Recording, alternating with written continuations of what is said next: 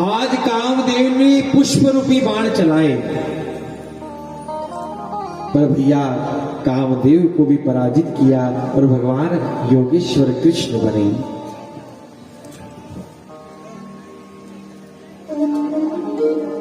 देखते देखते राजन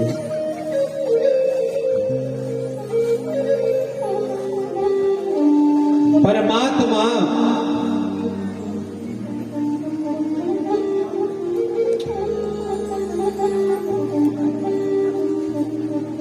कंस महाराज को जब पता चला कि ये जो दोनों बलराम और कृष्ण हैं, ये मेरे, यही वही वसुदेव के पुत्र हैं, अक्रूर जी से कहा सुनो, जाकर इनको लेकर आओ। अक्रूर जी का रथ तैयार किया, मथुरा से वृंदावन ज्यादा दूरी पर नहीं है, पैदल भी अगर कोई आना जाना करे तो दिन में 1-2 बार 2-3 बार तो जा आ सकता है। लेकिन अक्रूर जी भैया सुबह से चले, लेकिन शाम पड़ गई, अभी तक पहुंच नहीं पा रहे हैं। विचार कर रहे हैं कि अगर मरना ही है तो क्यों ना मैं भगवान के हाथों ही मरूं। पहुंचे हैं श्री अक्रूर जी, अक्रूर जी का स्वागत किया।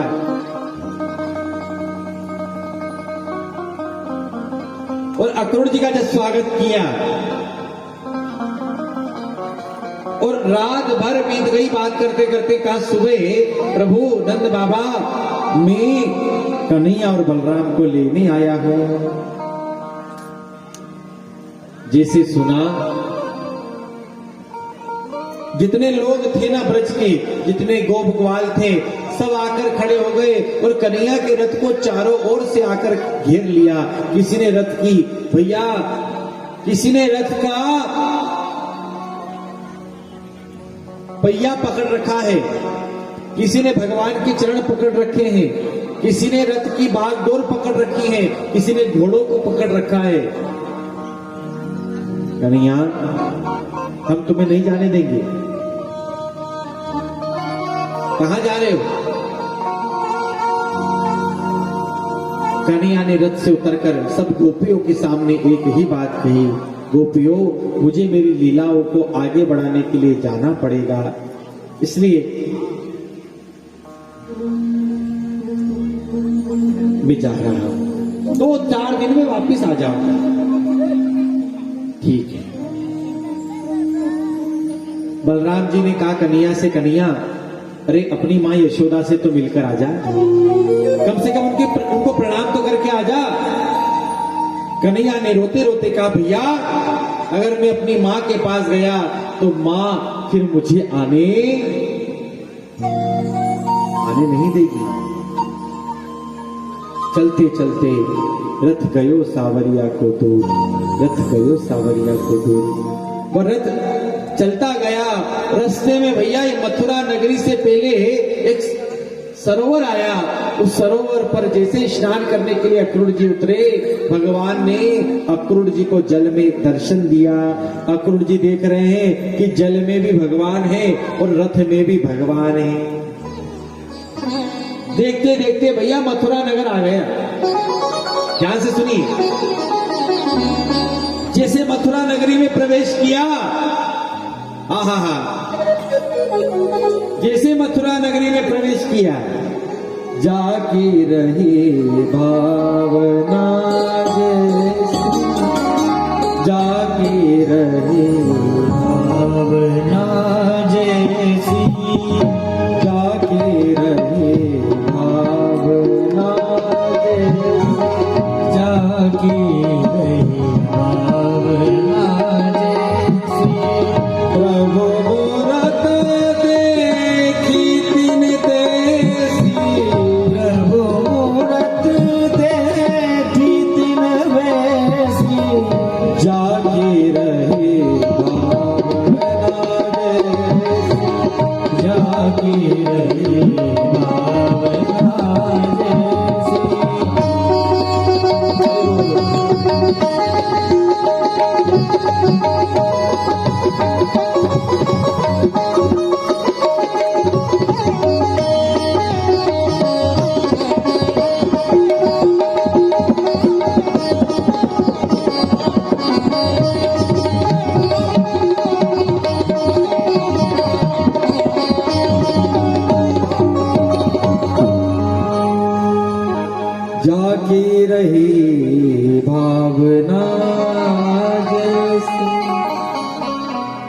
देखिए भगवान का रथ जब गया ना मथुरा में, जो भगवान को जिस रूप में देख रहा है, वहां की माताएं कई भगवान को बालक के रूप में देख रही हैं, तो भगवान उनको कैसे दिख रहे हैं?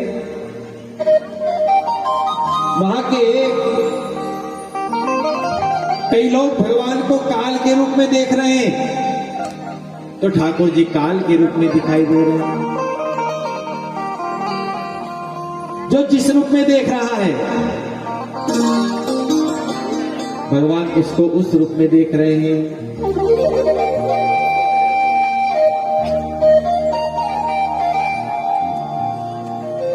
सुखदेव जी कहते राजन ध्यान से सुनिए,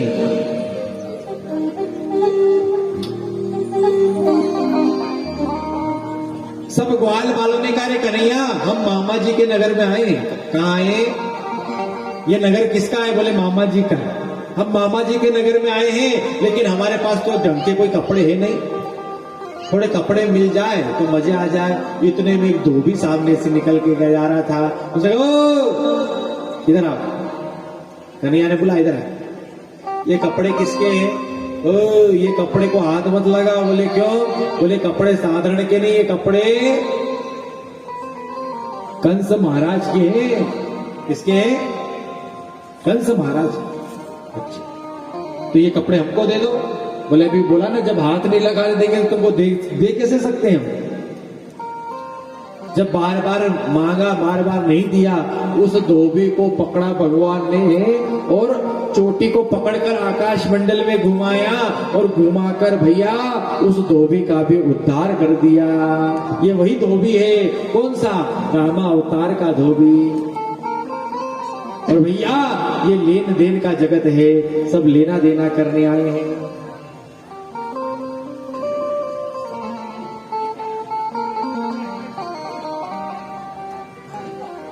सब लेना देना कर रहे हैं, सब लेन देन करने आए हैं। एक महात्मा जी थे, जरा ध्यान से सुनिएगा। महात्मा जी ने बहुत सारे चांदी के सिक्के इकट्ठे करे। काय के लिए? बोले कुंभ का मेला लगेगा तो कुंभ के मेले में जाके मैं भंडारा करूंगा। क्या करूंगा? जोर से बोले क्या करूंगा? भंडारा। पुराने जमाने में छड़ी हुआ करती थी जिसका ढक्कन हुआ करता था हाथ में, उस छड़ी के अंदर उन्होंने सिक्के रखे और चल पड़े। चलते चलते चलते चलते एक सेठ के यहां रुके, और जब सेठ के यहां रुके तो महात्मा जी तो सो गए थे। सेठ ने देखा कि गुरुजी सो रहे हैं, तो छड़ी हटाने के लिए उसने विचार बनाया, लेकिन छड़ी का ढक्कन थोड़ा सा, सेठ ने देखा कि इसमें तो बहुत सारे चांदी के सिक्के हैं। सेठ की नीयत बिगड़ गई।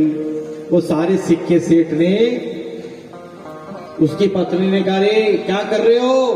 बोले मैं तो गुरुजी के प्राण बचा रहा हूं, इनके पास धन रहेगा तो इनको कोई भी। अच्छा। गुरुजी गए कुंभ में, और जब गुरुजी कुंभ में चले गए, भैया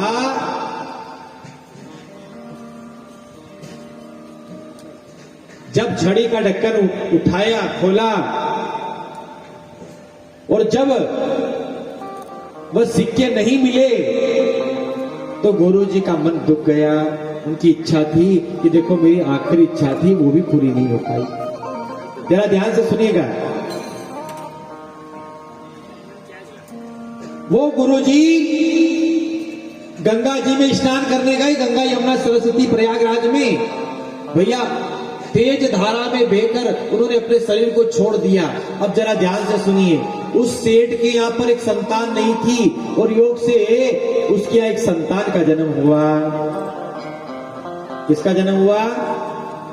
एक अच्छा सुंदर लड़का जन्म।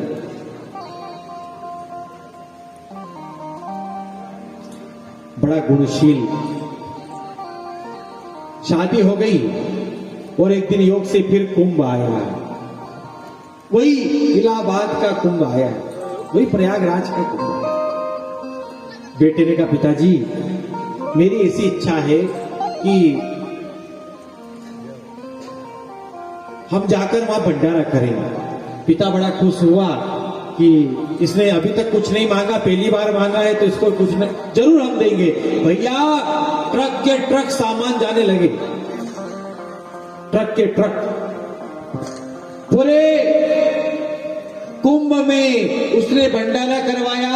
सब लोगों ने जय जयकार करी, वाह भैया सेठ क्या संतान पाई है तेने, एक तो सही पूरे नगर को जिमा दिया इसने, पूरे कुंभ को जिमा दिया।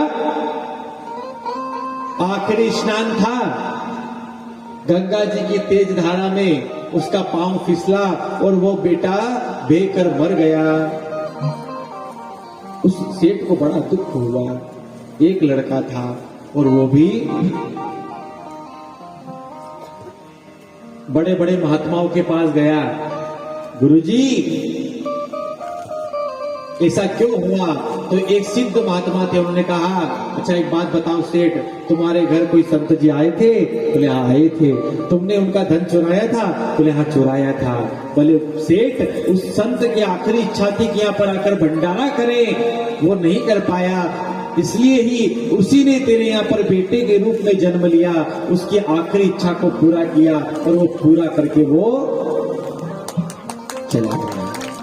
ये भैया ये लेन देन का जगह चाहिए, लेन देन का।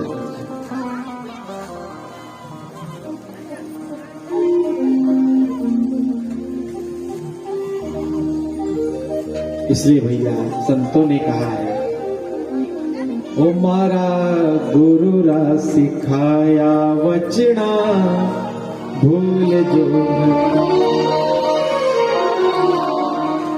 ओ भूल जो मती रे भाया, भूल जो मती, ओ भूल जो मती भाया, भूल जो मती। क्या?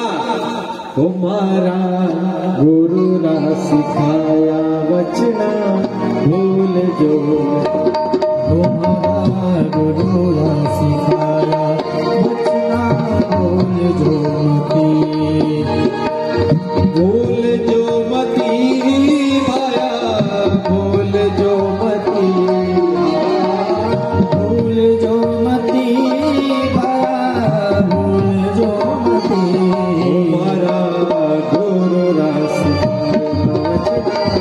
भूल जो, तुम्हारा गुरु रा सिखाया वचना भूल जो मती।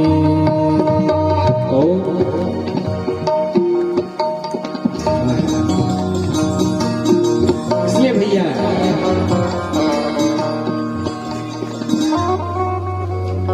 भगवान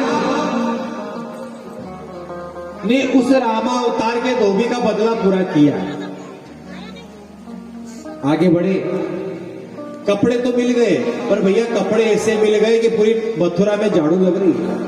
क्या लग रही है लंबे लंबे कपड़े, पूरी मथुरा में झाड़ू साफ हो रही, रगड़ी पूरी रोड साफ हो रही। करे कन्हैया कपड़े तो अच्छे मिल गए, लेकिन कोई ठीक ठाक हो जाए तो और अच्छा।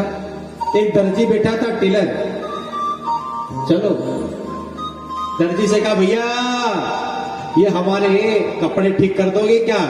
बोले बिल्कुल कर देंगे। सबके कपड़े नाप से बराबर सही सही सही बिल्कुल जैसे थे वैसे कर दिए। अंत में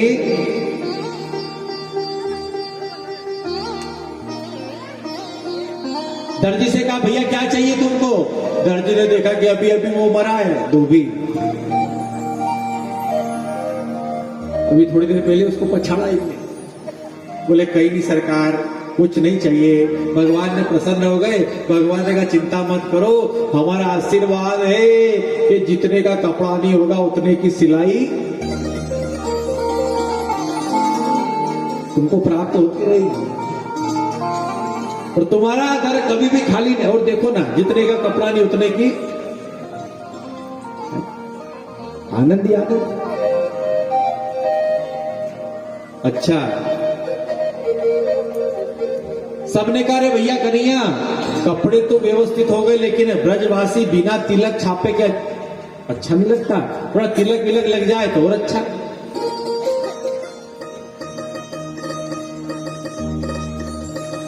इतने में ध्यान से सुनिए, एक कुब्जा जो 3 जगह से टेढ़ी मेढ़ी है। कितनी जगह से? कितनी जगह से? अच्छा, ये कुब्जा कौन है पता है आपको? ध्यान से सुनिए, ये कुब्जा ये रामा अवतार की शूर्पणखा है। कौन है? आपने कभी विचार किया कि शूर्पणखा कहां गई? जब रावण सब मर गए ना, तो शूर्पणखा कहां गई? बोले शूर्पणखा पुष्कर जी गई। कहां गई? कहां गई?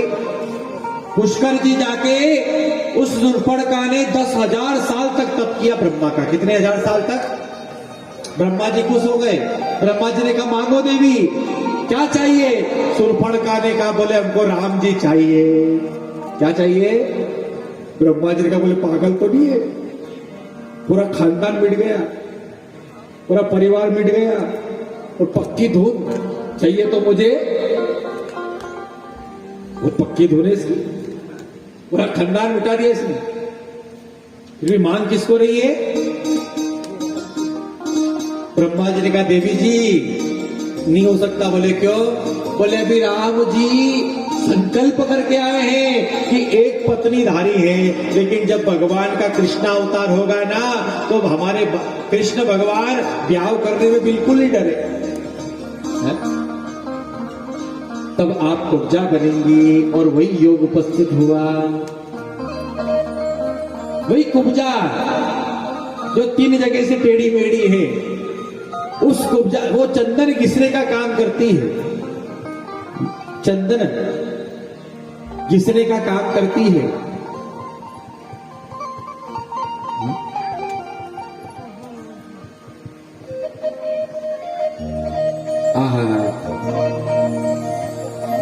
उस पुतना उस कुब्जा को देखकर कृष्ण भगवान ने कहा हे देवी, अरे ओ सुंदरी। क्या कहा? अब बेचारी ने पहली बार तो देखकर सोचा कि मुझे किसी ने, क्योंकि उसको सुंदरी कौन बोले? अरे अगर कोई बहुत काला हो और काले व्यक्ति को के देखो गोरा का किधर आओ,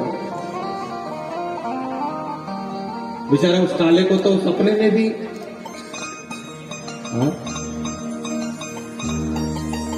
लेकिन परमात्मा तन नहीं देखता, परमात्मा धन नहीं देखता, वो तो हमारा मन देखता है कि हमारा मन कितना सुंदर है। धन्य हमारे बीच में बेगंदा से बापू पधारे, इनके लिए जोरदार ताली से स्वागत है।